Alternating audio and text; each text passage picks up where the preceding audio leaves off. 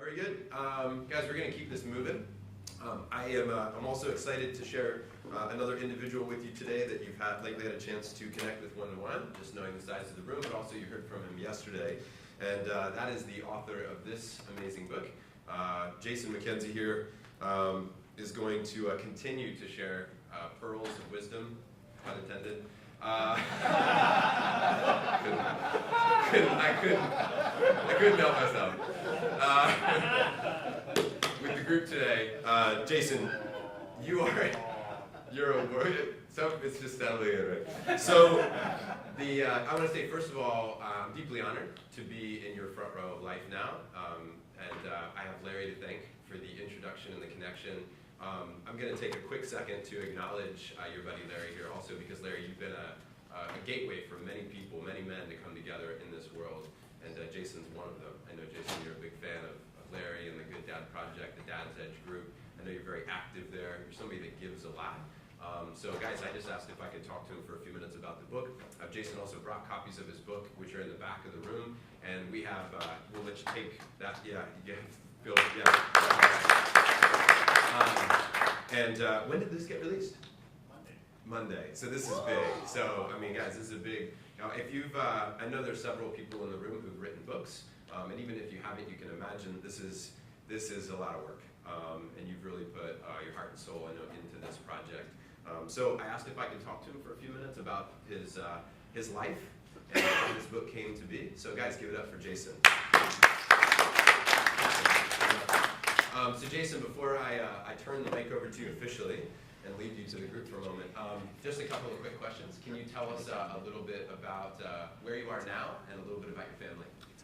Yeah, so I'm really kind of at the beginning stage of my entrepreneurial journey, and my mission in life, as I see it, is to help people and really men understand the power of vulnerability, because it's really changed my life, and I just feel compelled to spread the word about that. And so it's exciting, and it's really what's led me here, and I can't even tell you how honored I am to be in your presence. I've met so many amazing people just in the last 12 hours. So I am married to a woman who really gave me, I don't even know how to put it into words, honestly. She changed my life, and she saved me from myself in some ways, and so we've been married for 4 years.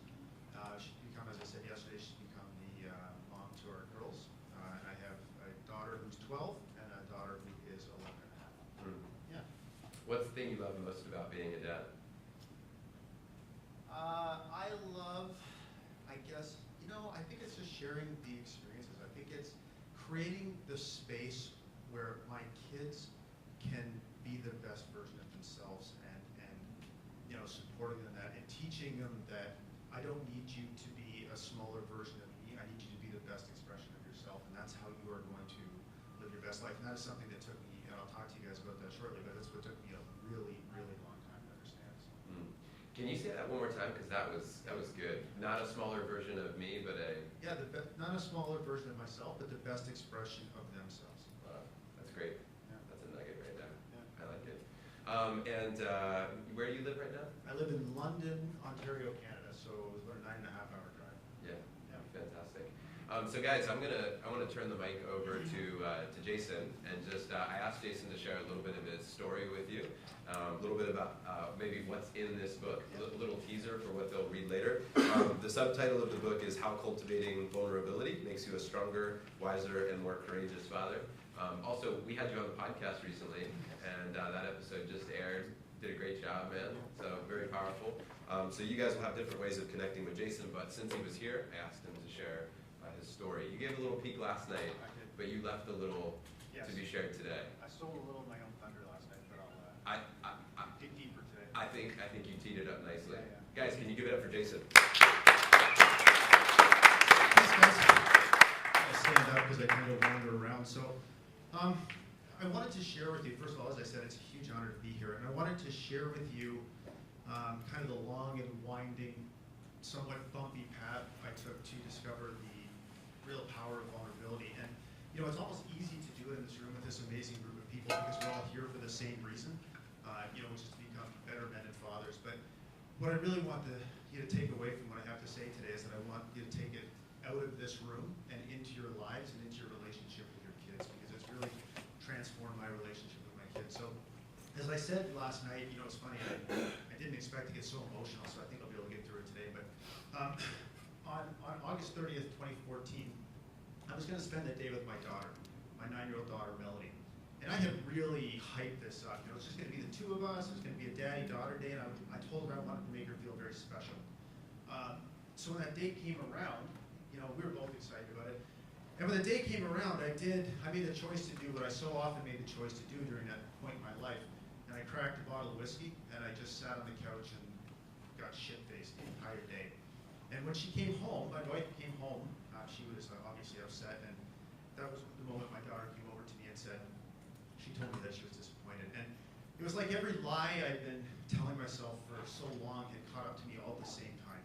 And like I said last night, you know, her having the courage to be honest with me gave me the courage to be honest with myself. And it was the first time I was ever able to say that I am not the man I want to be. I don't even know how I got to this point, but my wife deserves better and my kids deserves better. And that, just being able to say that to myself gave me the courage, I guess, or the strength to move past that moment. So to back up a little bit, to set the table, I guess, you know, in my late 20s and early 30s, I was living a very should life. I should go to college. I should get a corporate job. I should climb my way up the corporate ladder, and I should step on anybody that's in my way. I should protect myself from all the people around me that want to harm me, and I should, you know, eradicate emotion from my life because it's irrational, and therefore it is weakness. And I should make my decisions based on logic because logic is strength. And it seemed to be working, right? Like, I mean, you know, I had a corporate job, I was flying all around the world, I had a beautiful wife and 2 kids, I had a pool, I had a Nissan Maxima. Like, come on, man. You know, so evidence told me what I was doing was working, you know? And then, so I had no reason to question it. And then my wife got sick. And I spent the next 6 years of my life, of our lives, trying to keep her alive, and trying to keep my kids safe, and trying to keep myself sane. And, you know, so I doubled down. If ever there's a time for me to be strong, obviously this was the time. So I doubled down on the only thing I knew how to do, and that's be strong. And that version of strong meant I was not going to allow myself to feel emotion. I wasn't going to talk to people about what I was going through because talking about it wouldn't make my wife not sick, and therefore it was a waste of time. So on March 27th, 2010, I sat my kids down on the couch. They were 5 and 6 years old at the time, and I told them that their mother was dead. As she gassed herself in her car, in that same Nissan Maxima actually, the night before, because she could no longer take the pain of dealing with her mental illness.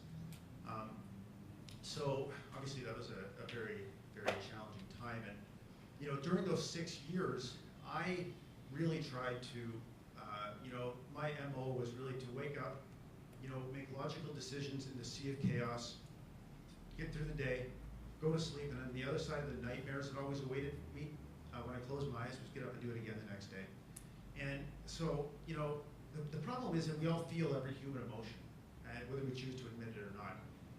So my emotions would, you know, erupt, I guess, like a volcano at the most inopportune times, and I felt sometimes like it was playing whack-a-mole. So it might be I would have an anxiety attack out of the blue at the dinner table, or I would fall to my knees and sob uncontrollably about what was happening to my wife or my life, or I would tell the lady at the grocery store behind me my entire life story when she asked me the price of strawberries.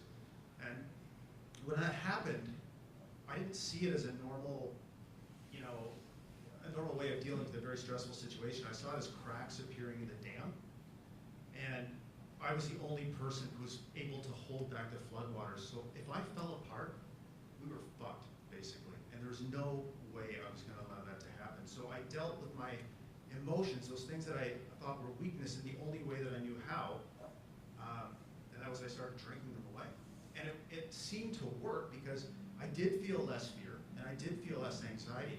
But I also drank away, you know, joy and hope and gratitude and passion. And they were already in desperately short supply during that time. But that's the time I needed them the most. And the problem is, when I was, you know, started drinking so heavily, I started every day, I started doing the things that people who drink heavily every day do. So those times were already difficult enough So waking up with a blinding hangover during those times was bad. Waking up during those times with a blinding hangover, realizing I'd been unfaithful to my wife the night before, was even worse. And waking up with a blinding hangover, realizing I had been unfaithful to my wife when she was locked up in a mental institution, was a whole different level of shame. And it just made facing every one of my tomorrows more difficult than it needed to be.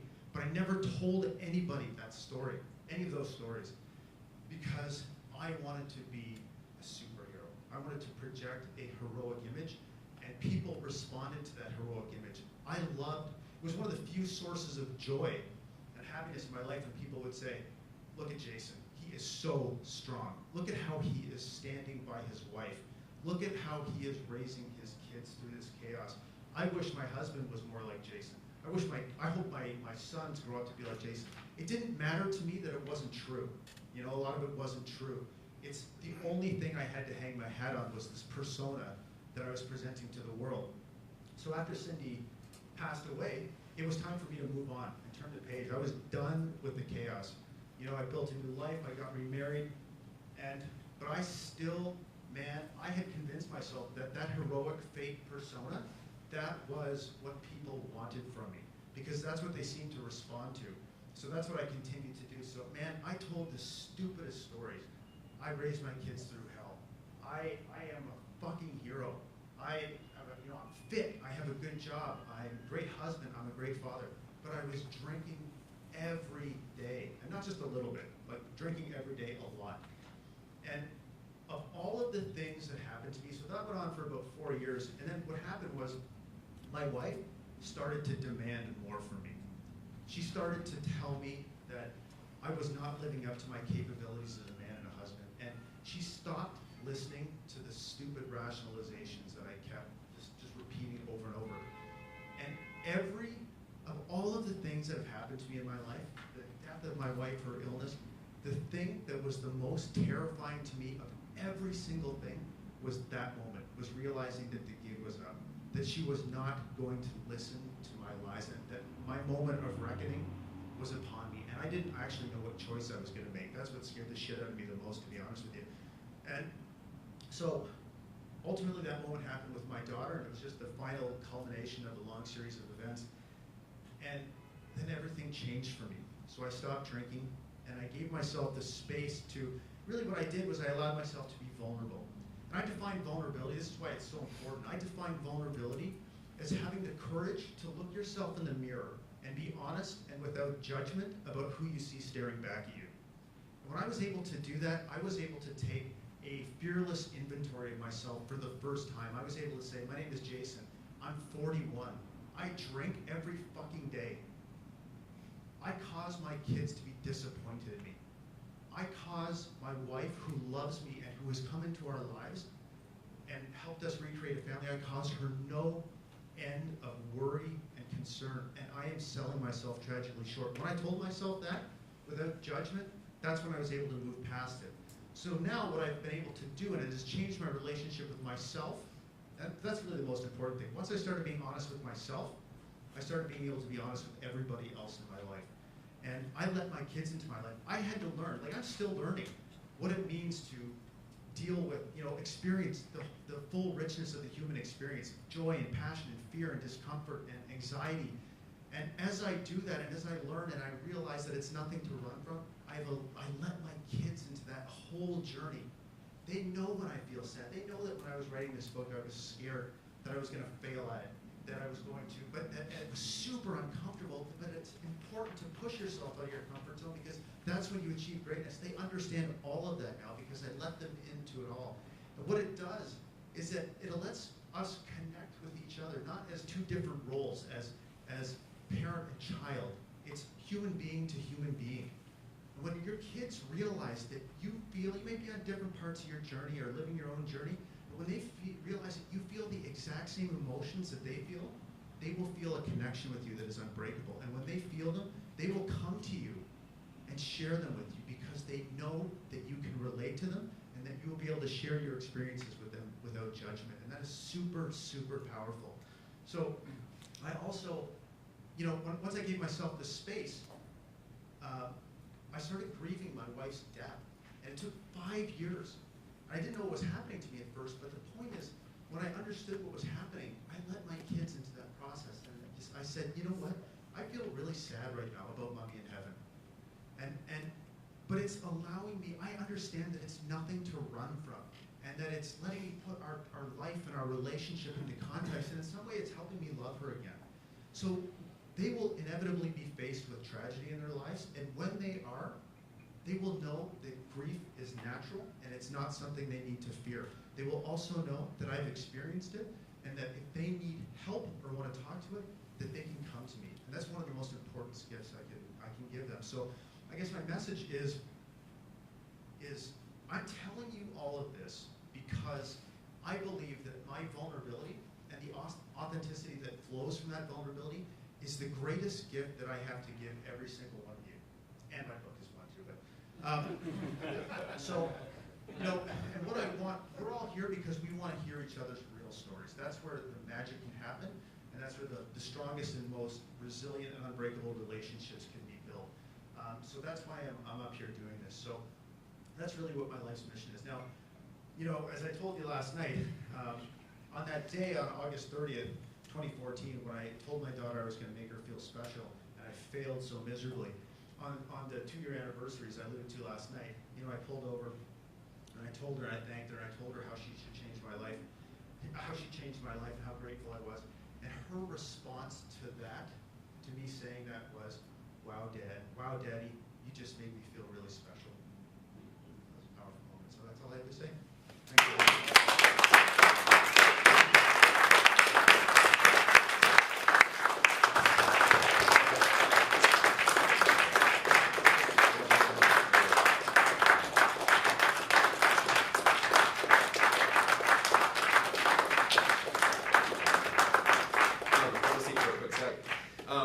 We're going to take a break in a minute, but we got to ask you a couple questions.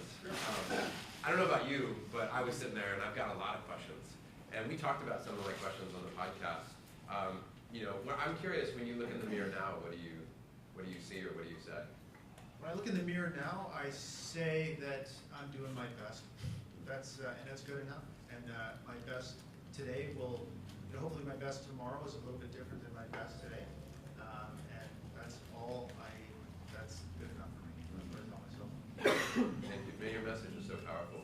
I want to ask you guys, any questions, you know, one or two real quick that you have for Jason? Johnny, or comments, if they just want to share, acknowledge, or thank. Good point, yeah. Comment, a question, acknowledgement, anything that stood out for you. Daniel, I'm going to pass the mic if that's cool. I'll be the mic runner here. Go ahead. Jason, thank you so much for sharing the story. It was amazing. Just the transformation you described, going from feeling like you're the hero, the fucking hero as you put it, and just feeling like anything that you did that didn't look like that was cracks in the dam. Can you just share a little bit about how you got from that and to this unbelievable amount of vulnerability and openness that you now can just freely talk about all that pain, you mentioned the grieving process, how you got from that, pull it all together, Superman hero, to being able to share with us this amazing story with such vulnerability. And thank you so much for it. Good question, Dean. Yeah, so thank you for the question. And I guess what I would say is it didn't happen overnight.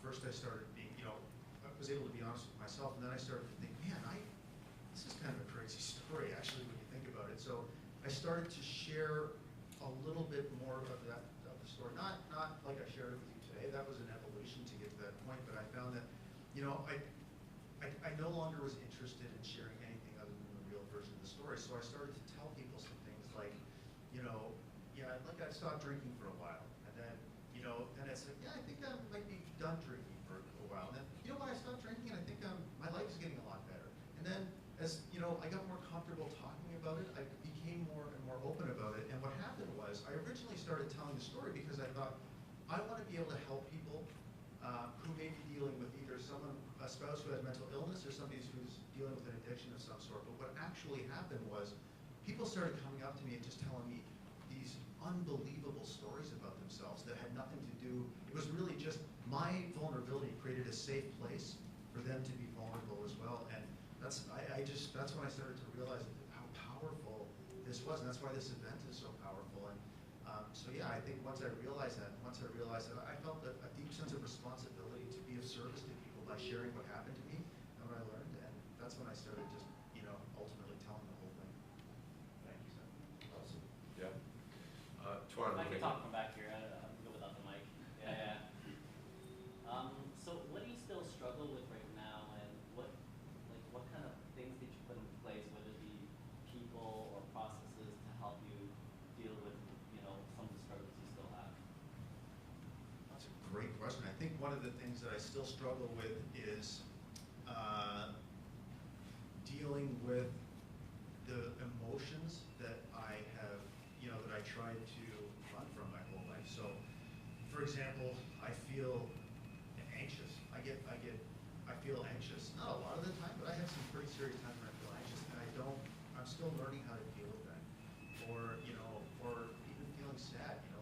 It's very difficult for me just to allow myself to be in that space and learn the lessons that you feel sad for a reason, right? And so I'm getting better at it, but I think that's what I'm learning from it. And I think the other thing is, as far as people, what I realize is, it's funny, I remember listening to Hal's podcast last year and riding my bike home from work and talking about the importance of upping the caliber of people of your tribe. And I remember thinking, how the hell do you do that? Do I have to stand at a networking event with a glass of water and then I realized by putting the real version of myself out there, how quickly that led to me being in a place like this with people like you, right? So I think that it's just something that people and the people you surround yourself with are really what's changing my life the most and creating all these opportunities, and just putting myself out there, and that's helped me develop as a human being a lot. Thank you for that. Awesome. Thank you. We'll do, I think we have time for one more here. Larry, can we go to you, buddy? Yeah. Thank you so much. Yeah. I don't know if this is a question/comment, but I'm going to try to articulate this as I go. I've known you for a while now. I'll still never forget the first time we talked on the phone, and you told me your story, and then I still get to learn a great deal about you, and I got pumped up with a great deal of emotion during listening to you today. I've heard your story. The thing that got me the most, and I don't know about the rest of the guys in here, was the moment that you looked at yourself in the mirror, and it sounded like you really gave yourself some tough love. As you were telling that story, I put myself in that position, and to take a really good look and be like, what are some things that need to be fixed here? And I pictured myself, I always think of a mirror in the bathroom for some reason, but like walking past that mirror and not looking on the way out, because I don't want to do that. And when I see the man who's here today and where you've come from, it sounds like that moment was a moment of unbelievable truth for you, and it was a pivot for you. But yet, for most of us, me included, that's a very scary thing to do, and terrifying. So I guess as I articulate this, through talking becomes clarity. How did you get to that moment? Like, what was the courage that came up in you to do that? And then after you did it, was it more devastating, or did it free you even more? That's a great question. Yeah, so I think as I said, I think the courage came from my daughter having the courage to be honest, and that there's no way I could continue to lie to myself after that. I mean, they had lost their biological mother, and now their father had become a dick, basically, right? And I couldn't, they deserve better than that. And so I think that was it's exhausting to be living the life you were not meant to live, and to be, putting all your emotional and mental energy into keeping up these stupid rationalizations and this facade that you want people to believe. It's exhausting. And so I think at that moment, I was just so tired of everything that the walls came crumbling down. And actually what happened was, it sounds like something out of a movie, but I woke up at 2 o'clock in the morning after that day, and I sat up, and I was having an anxiety attack. And then I just knew I was done with drinking. And I went up and woke up my wife, and I said, I think I'm done drinking. I know this sounds crazy, and there's no historical basis on which you should believe this, but and she goes, I hope so, and goes back to sleep. sleep, but I had an enormous sense of calm that came over me, because when I was able to finally just admit these obvious truths to myself, I just felt a sense of peace. You know, so it wasn't terrifying at all. It was just completely liberating. Cool. Guys, listen, I know there's so many more questions. I totally get it. The good news is Jason's here for the next day and a half. So we get a chance to talk to him on breaks, ask questions, and a lot of emotions or ideas, comments will be stirred up and brought about in future conversation. And this could go on for an hour and a half, 2 hours for sure. But I wanted to just say thank you for opening up and sharing your story. Thanks for taking that leap, man. Thanks for being so courageous. What's interesting is my take on alcohol is that that's probably a bigger issue in many people's lives that don't really admit that or want to talk about that. It can really get a grip on people. And some people are really good functioning alcoholics, but they still lean and depend on that in some ways that aren't necessarily so healthy. I have been one of those people. So I want to thank you for opening up and giving us some things to think about. Guys, put your hands together.